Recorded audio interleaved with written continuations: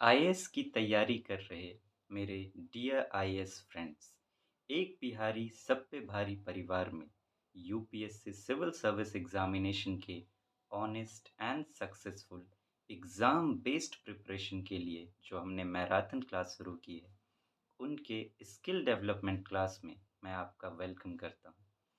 Friends, आज हम लोग इंटरव्यू पर बातें करेंगे।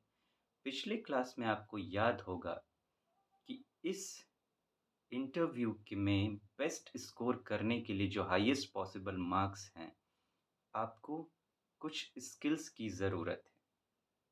उन स्किल्स पर हमने बातें की थी कि कौन से वो 6 स्किल्स हैं जिसमें 4 इनर हैं और 2 आउटर स्किल्स की आपको ज़रूरत है। आपको याद होगा हमने बातें की थी। इनर में हमने physical IQ, mental IQ, emotional IQ और लीडरशिप आईक्यू पे बातें की थी। और आउटर स्किल्स में आपको क्रिटिकल एनालिसिस स्किल और कम्युनिकेशन स्किल, ये 2 चाहिए, उस पर हमने बातें की थी और उसके इम्पोर्टेंस पर बातें की थी कि क्यों ज़रूरी है। आज हम लोग अब उस डेवलपमेंट की शुरुआत करेंगे जो अल्टीमेटली जाके जब ये कंप्लीट होंगे 6 स्किल्स, तो आप में वो क्षमता आ जानी चाहिए कि जो इंटरव्यू पैनल है, वो जो आपका इंटरव्यू ले रही है, वो आपसे इतना इम्प्रेस्ड हो जाएँ कि आप उन्हें सही इम्प्रेशन दे सकें, ये विश्वास दिला सकें कि आप सही कैंडिडेट हैं अगर सेलेक्ट किया जाता है आपको एक आईएएस के रूप में। तो आप ये यकीन उन्हें दिला सकें, तो और इंटरव्यू जो आपका है वो आप अपनी दिशा में मोड़ सकें उसके लिए। आज शुरुआत करेंगे अब फ्रेंड्स फिज़िकल आईक्यू डेवलपमेंट की।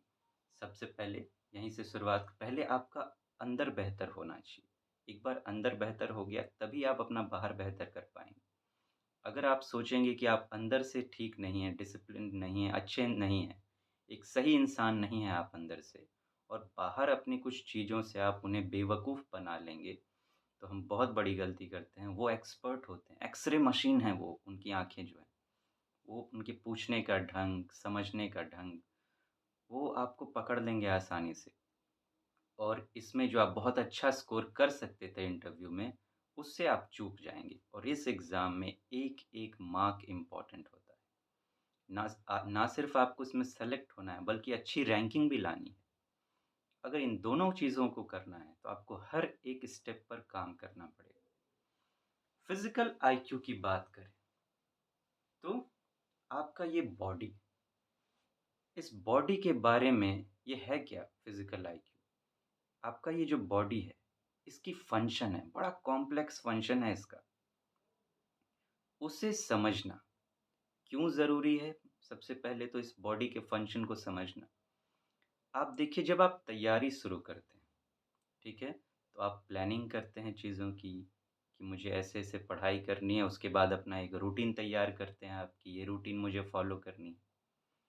लेकिन जब आप शुरुआत करते हैं, तो अब वो रूटीन फ़ॉलो नहीं हो रही है आपसे, बहुत ज़्यादा ब्रेक हो रहा है। बीच-बीच में कभी ये हो रहा है कि आपको कुछ और चीज़ ही करने का मन कर रहा है, या फिर आपका शरीर आपका साथ नहीं दे रहा है, कभी आप बीमार पड़ रहे हैं, कभी कुछ हो रहा है, कभी कुछ हो रहा है। मतलब इतनी प्रॉब्लम्स क्रिएट हो रही हैं कि आप ठीक से जो आपने डिसाइड किया है फ़ॉलो करने का, वो फ़ॉलो नहीं हो पा रहा है। तो आपका शरीर आपका साथ नहीं दे रहा है लगातार जिस तरीके से आपको ज़रूरत है। क्यों? क्योंकि हमने फ़िज़िकल आईक्यू डेवलपमेंट नहीं किया है। अगर ये हम कर लें, मतलब इसका पर्पस क्या है? पर्पस ये है कि अपने बॉडी को समझकर उसको इस तरीके से तैयार करना कि जहाँ से हम शुरुआत कर रहे हैं और जब तक ख़त्म कर रहे हैं, मतलब हम सेलेक्ट हो रहे हैं इस एग्ज़ाम में, तब तक कुछ भी हो जाए, ये शरीर हमारा साथ दे हर एक कदम पर। हम जो कर रहे हैं, जिस तरीके से प्रिपेयर करेंगे, उसमें कोई ऑब्स्टेकल नहीं आनी चाहिए, कोई बाधा नहीं आनी चाहिए। इस तरीके से तैयार करना। अब देखिए, ये चीज़ समझनी बहुत ज़रूरी है, चीज़ें बड़ी सिंपल है, लेकिन फिर भी हम उसको उस तरीके से देख नहीं पाते। अब आपका ये बॉडी, आप चाहते हैं कि ये बॉडी आपको क्या दे? आपको आईएएस बना दे। तो इससे आपकी उम्मीद कितनी ज़्यादा है? आपने क्या उम्मीद लगा रखी है कि मैं आईएएस बनूँ, ये मेरा स्टेटस हो, ये ऐसे हो, ये वैसे हो, मतलब आपने सपने जोड़ रखे हैं अपने इस शरीर से। इस शरीर से आपको ये उम्मीद है कि मुझे मेरे सारे सपने पूरे करके देगा।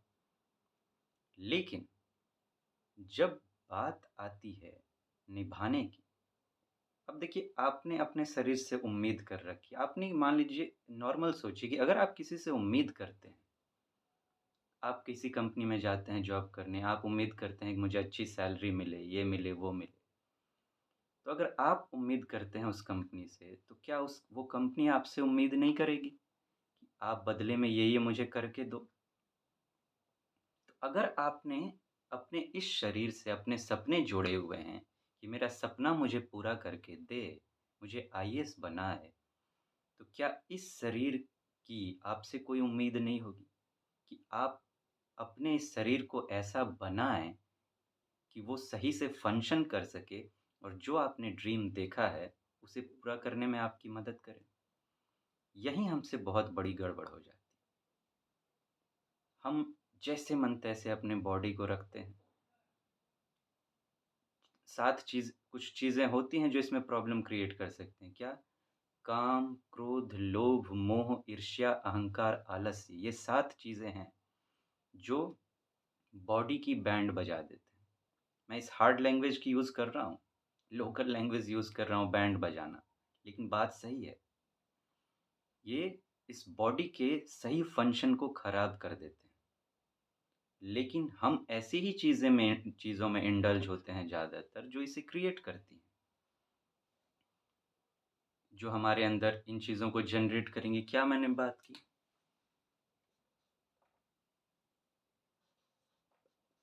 काम, क्रोध, लोभ, मोह,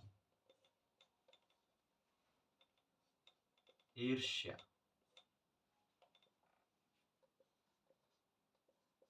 अहंकार, आलस्य, ये चीज़ें जब हम सुबह उठते हैं, शुरुआत करते हैं ज़रा वहाँ से इसे समझने की कोशिश करते हैं। सुबह उठते हैं, तो ज़्यादातर पहला थॉट हमारे दिमाग में क्या आता है या हम क्या कर देते हैं अपने एक्शन? वो थोड़ा-सा और सो जाते हैं। जानबूझकर बहुत कोई ऐसा करते हैं कि अपने मोबाइल को अपने पास में रखेंगे, अलार्म उसी में लगाएँगे। जैसे ही अलार्म बजा, बगल में ही मोबाइल है, उसको टिप दीजिए, बंद कर दीजिए और वापस से सो जाइए। ज़्यादातर यही करते हैं। तो सुबह उठते ही आपने अपने बॉडी को क्या दे दिया? कैसा थॉट दे दिया आपने कि मैं आलसी हूँ, मैं उस काम के लिए नहीं उठना चाहता हूँ, जो करने से मुझे मेरा सपना मिलेगा। तो आपके बॉडी को अनकॉन्शियस लेवल पे माइंड के कई सारे बॉडी के कई सारे लेवल्स हैं। एक आपका कॉन्शियस जिससे आप काम करते हैं, फिर सबकॉन्शियस लेवल, फिर अनकॉन्शियस लेवल। तो आप जो भी करेंगे, वो चीज़ें आपके अंदर ही रहती हैं, भले कॉन्शियस लेवल पर ना हो। आपने ऐसा किया, अपने आलस्य को दिखा दिया, तो बॉडी तो यही समझेगा कि जो सपने आपने देखे हैं, उसे बस आपने देखे हैं, उसे पूरा करने की आपकी अंदर से इच्छा ही नहीं। तो आपकी सुबह के उठने का पहला ही थॉट ये क्रिएट करता है। अब आप उठे, आपने एक रूटीन बनाई हुई है, तो उसमें अब आप ब्रेक करते हैं उसे चीज़ों को। क्यों ब्रेक करते हैं? अब आपके लिए डिस्ट्रैक्शन की कुछ चीज़ें हैं, जहाँ आप डिस्ट्रैक्ट हो जाते हैं।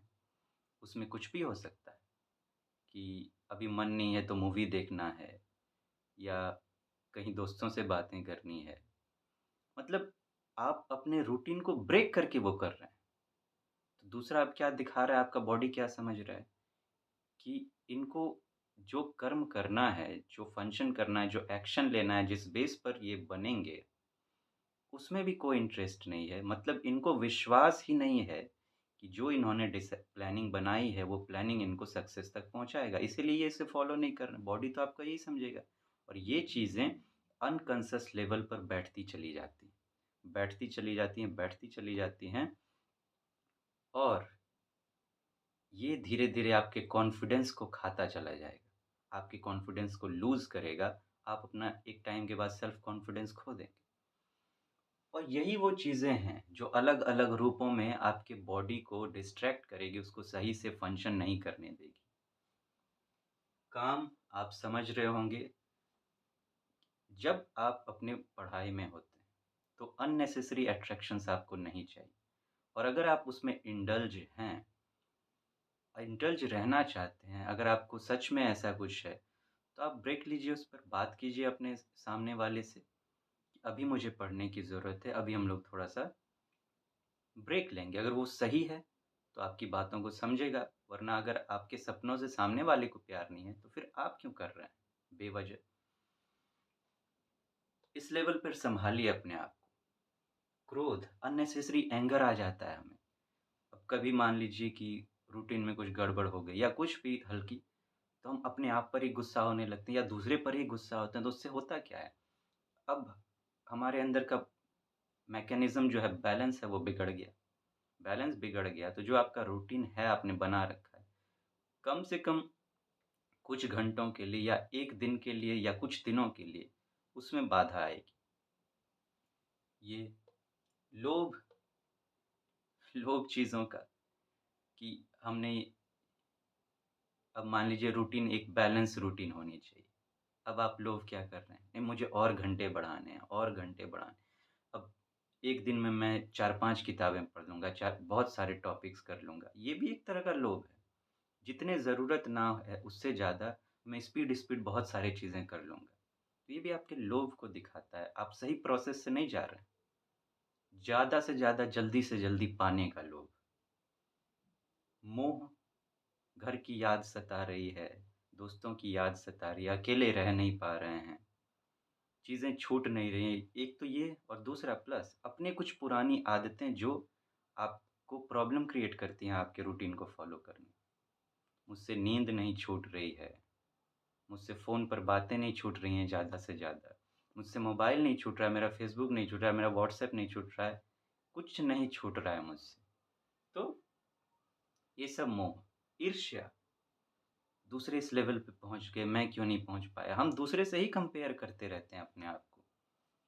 आप सोचिए अगर अभिषेक बच्चन अमिताभ बच्चन से खुद को कंपेयर करे तो उसकी उसकी हालत क्या होगी? हुँ? अगर इस तरीके से किया जाए। कंपैरिज़न कभी भी दूसरे से करना ही नहीं चाहिए। इससे क्या होगा वो अननेसेसरी क्रिएट करेगा चीज़ें। आप एक बात बताइए, आप दूसरों की तरह लाइफ़ जिएँगे? क्या जीना चाहेंगे? कि जैसे वो जो खाना खाता है, वो कपड़े पहनता है, सब कुछ आप उसके जैसा कीजिए। लेकिन वो हम नहीं चाहते, हमें सिर्फ़ उसका पोज़ीशन दिखता है। तो ये चीज़ें आपके दिमाग में अननेसेसरी चीज़ें क्रिएट करेंगी। अहंकार कि अरे! मैं आईएएस की तैयारी कर रहा हूँ, मुझसे बेटर कौन है? दूसरों से फिर ठीक से बात नहीं करना, दूसरों को नीचे दृष्टि से देखना, कहीं चलना तो अंदर में ये चीज़ें लेकर कि मैं तो आईएएस की तैयारी कर रहा हूँ, मेरे सामने कौन क्या है? ये बेवजह की बातें हैं। आप भले आईएएस की तैयारी कर रहे हैं और सामने वाला अनपढ़ ही क्यों ना है, क्या आगे जाके आप यही अहंकार दिखाएँगे सिविल सर्वेंट बनने के बाद?